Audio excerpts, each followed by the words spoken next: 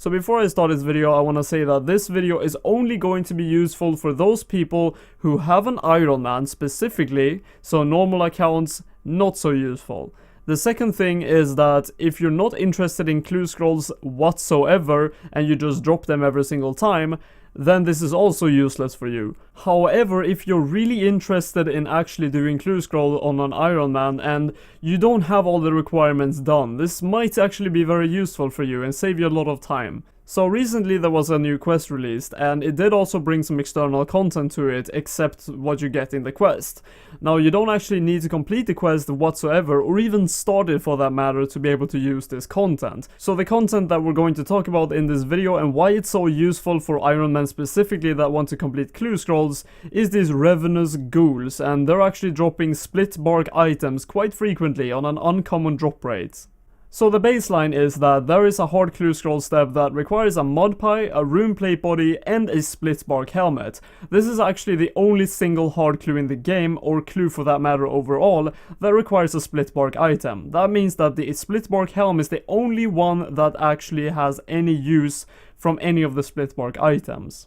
The only way to get these Splitbark items before these Ravenous ghouls was released was initially either ninja implinks, and I'm talking specifically about the Splitbark helm now, which is, as I said, the only one that actually has any kind of use. You could also get these from Wire Ladies, Wire Lords, or Wire Watches, but they all required a quest which had really high requirements, which was quite a struggle to get.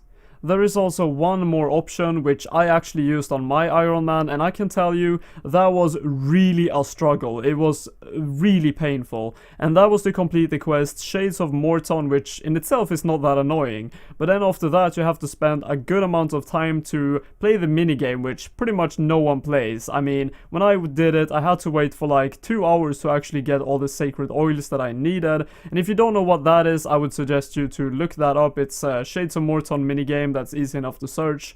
And then after that you need to also kill some shades, and when you've done that you can get some keys, and with those keys you can actually have a small chance of get something called fine cloth. Now for the Splitbark helm specifically you need 2 of these fine cloth, and for me personally it took me about 5 hours of overall just doing all these things to get the Splitbark helmet. And that is ultimately why I'm making this video. I feel like these creatures are very forgotten. I YouTube searched it and there are some loot videos on it, but all of them have like less than 100 views, maybe some have like 120, which is very unknown in my opinion, and they are very new, so it's understandable, and there might be more loot videos on this and more posts about these creatures in the future, but these are just very useful for Ironman, and honestly it would save you possibly 5 hours of grinding. Now, I might have been unlucky on my fine cloth grind, but overall doing all those steps or having to complete that quest as well, Shades of Morton, is a lot of stuff to, you know, get my Splitbark helmet, which I need for that hard clue scroll. So if you're starting a new Ironman, you're interested in hard clues, then this is definitely a very good way to get your Splitbark helmet. But I hope you guys found this helpful, and I thank you all for watching, and see you in my next video.